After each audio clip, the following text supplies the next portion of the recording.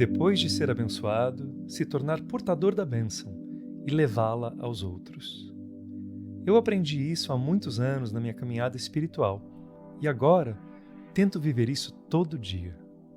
Como monge, o meu ofício é viver a espiritualidade dentro de mim e a ensinar para quem a quiser aprender e vivenciar.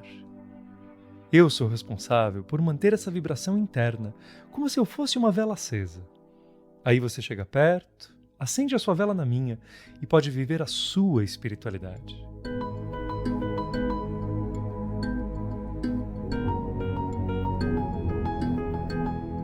A história de Satyanata com a espiritualidade começa antes mesmo do seu nascimento como Davi, nome com o qual nasceu e usou até os seus 24 anos.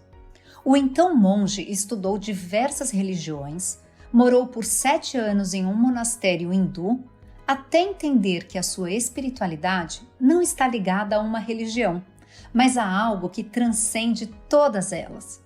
Para ele, tudo se conecta e tem um motivo. E até o nosso livre-arbítrio é relativo, pois fazemos parte de um plano muito maior. Conheça as conexões e a entrega espiritual do monge Satyanata. Ouça, no final do episódio, as reflexões da psicanalista Vera Iaconelli para lhe ajudar a se conectar com a história e com o momento presente. Eu sou Geise Diniz e esse é o podcast Plenai. Ouça e reconecte-se.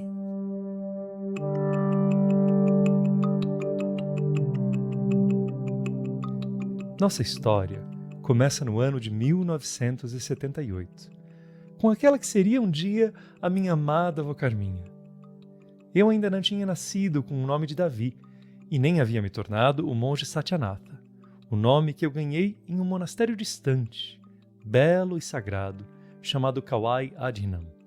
Dona Carminha, minha futura avó, era uma pessoa de origem humilde, mas muito inteligente e dedicada.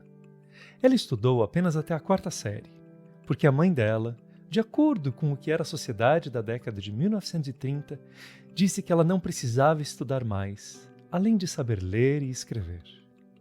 Mesmo assim, a Carminha foi trabalhar e se tornou responsável por grandes tarefas. Era encarregada de setor, o que lhe dava muito orgulho, no Departamento de Estradas de Rodagem, o DER, uma instituição pública em Campinas.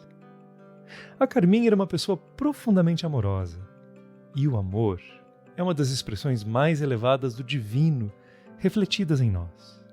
Quanto mais o amor cresce dentro da gente, mais cresce aquilo que a gente chama de consciência, e mais brilha a luz da nossa alma. Aquela que um dia seria a minha avó, tratava todo mundo com igual respeito, inclusive o jardineiro de onde ela trabalhava. Era ele quem cuidava de pitangueiras, que brotavam a partir das sementes que a minha avó jogou no jardim do DER e que estão lá até hoje. Eu não sei o nome do jardineiro, e a minha avó não está mais aqui para eu perguntar. Mas eu sei que ela o cumprimentava todo dia. Bom dia! Bom dia! E com gentileza, um dia lá em 1978, ela perguntou: "E o senhor como está?"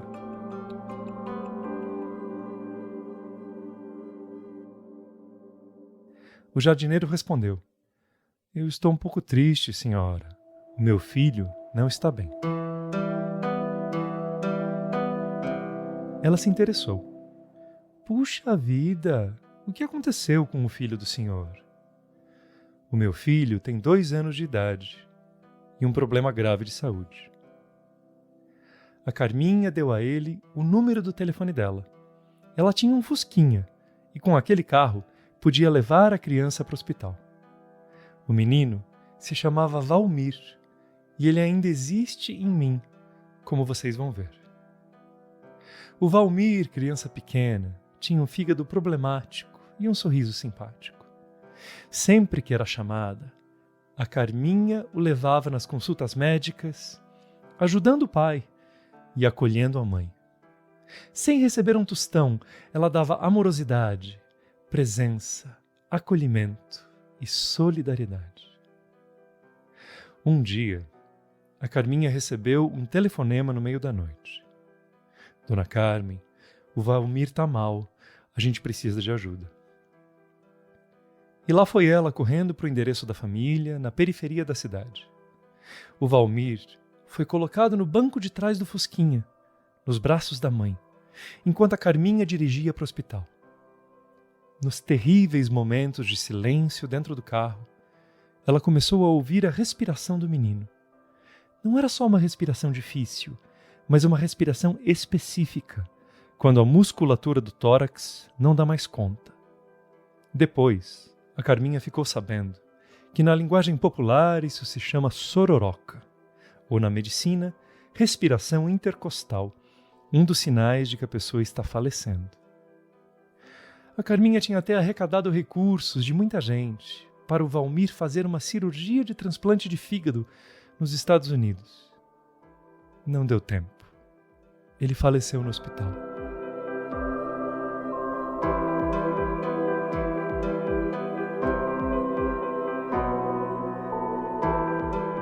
E então ela não pensou mais nisso durante alguns meses. A filha dela ficou grávida. Eu nasci e recebi o nome de Davi, que quer dizer amado em hebraico. Eu era muito amado mesmo.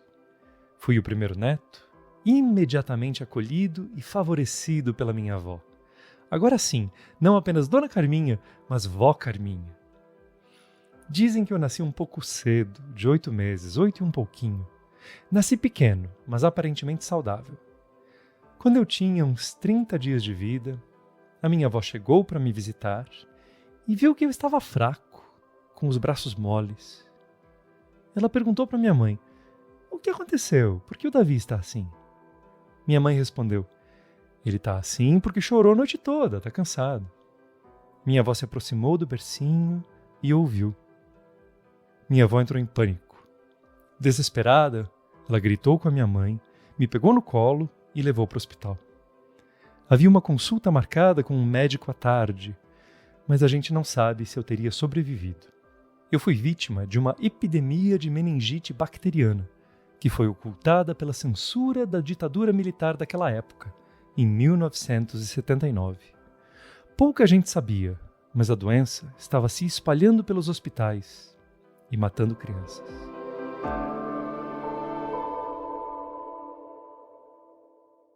O médico avisou que provavelmente eu teria alguma sequela se eu sobrevivesse. E é uma bênção inacreditável, porque se eu tenho, eu não percebo. Me sinto apto a viver, a meditar, a amar, a cuidar, a batalhar por um mundo melhor, a abraçar pessoas, a sorrir. Não parece ter ficado sequela alguma. Foi muito perto. Eu quase fui embora.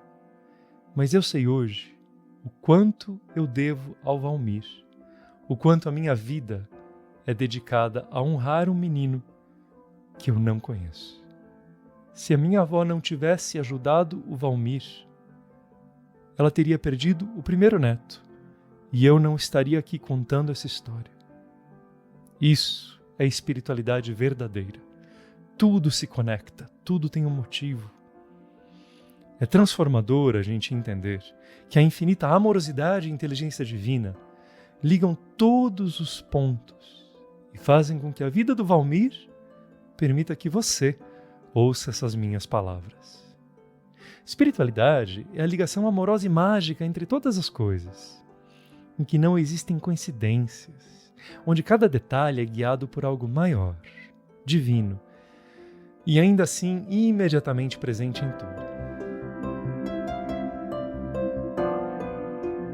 Alguns anos depois, fui com minha avó caminhar num parque municipal. Era uma caminhada longa para a criança de 5 anos que eu era.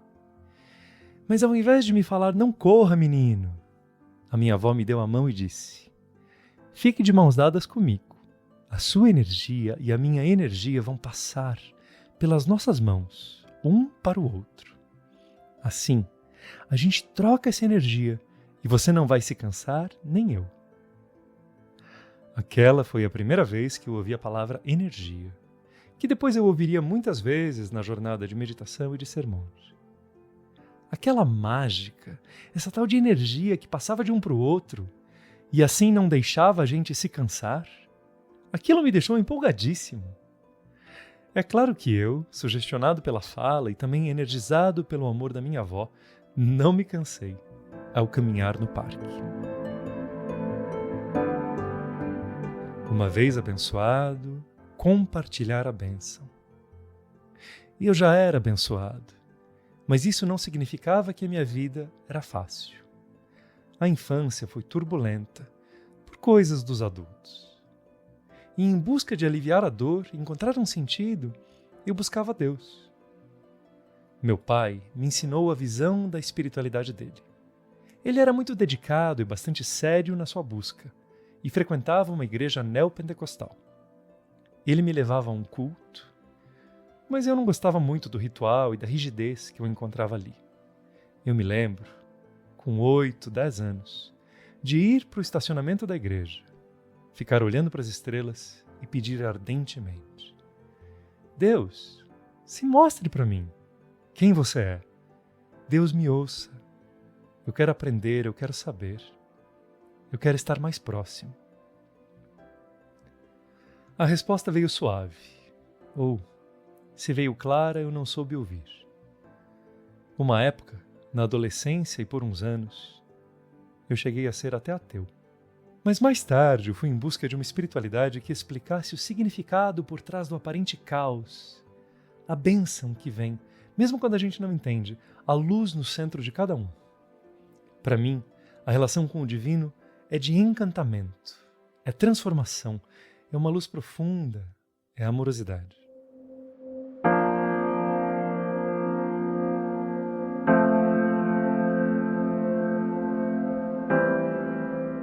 Quando eu estava na faculdade, conheci a meditação.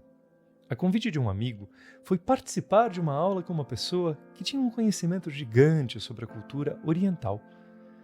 Aprendendo aquilo, algo eclodiu e floresceu no meu coração. Eu me apaixonei pelo divino de maneira irreversível, ao ponto de ter dificuldade para lidar com o mundo concreto. Aí fui ler as histórias do Masnavi, que é uma coleção de livros sufistas do século XIII. As obras do líder hindu Ramakrishna, a autobiografia de Yogananda. Aquele conhecimento mexeu comigo, porque falava sobre karma, energia, chakras, dimensões, seres de luz e o plano divino por trás deste mundo concreto. Eu enlouqueci com aquilo, da melhor maneira. O mundo deixou de ser um lugar árido, no qual eu me sentia banido. Passei a me identificar com um mundo escrito em códigos, onde Deus se revela em todas as coisas. Uma folha de árvore pode ser algo transcendente de linda e abençoada, assim como um beijo e um abraço, que podem ser expressões do divino. Eu entrei em uma jornada que me levou a largar a carreira de engenharia para morar 7 anos em um monastério. Me tornei monge e recebi o nome Satyanatha, que significa aquele que busca a essência, a verdade.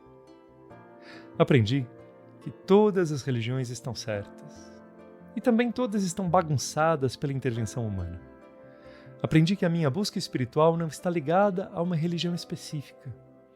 Aprendi que a espiritualidade tem que ser vivenciada, não doutrinada. Aprendi que o divino tem que ser um divino que encanta, não que julga, e que Deus está presente em todas as coisas. A vida do Valmir toca a minha, e a minha toca a sua. Quando a gente entender isso, a nossa visão vai ser mais próxima da visão que Deus tem da vida e da espiritualidade, que é simples e mágica e infinita como Deus também é.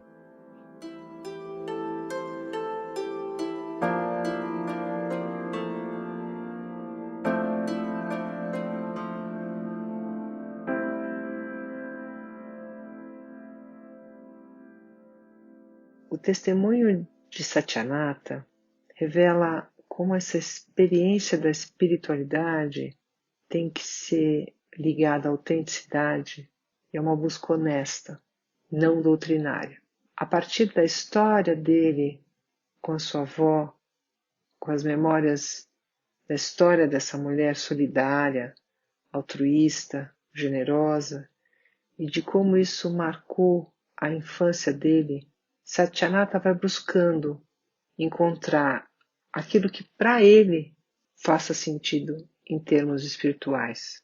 Então, um jovem que começa um percurso muito próprio, muito desprendido, se baseando mais em questões do que respostas.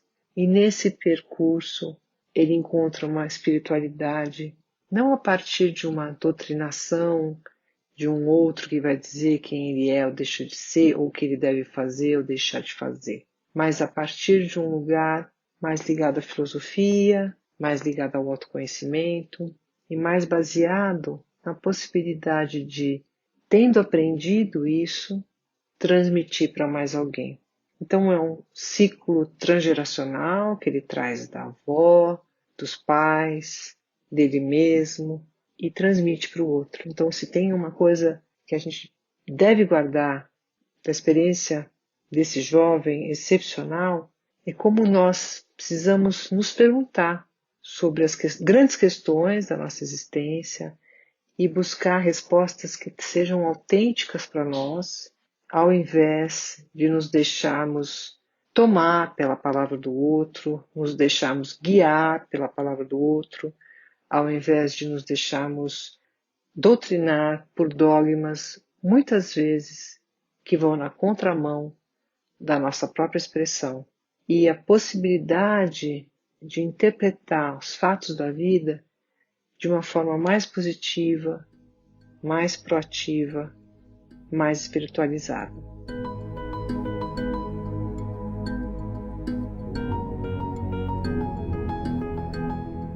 Nossas histórias não acabam por aqui. Confira mais dos nossos conteúdos em plenai.com e em nosso perfil no Instagram, @portalplenai.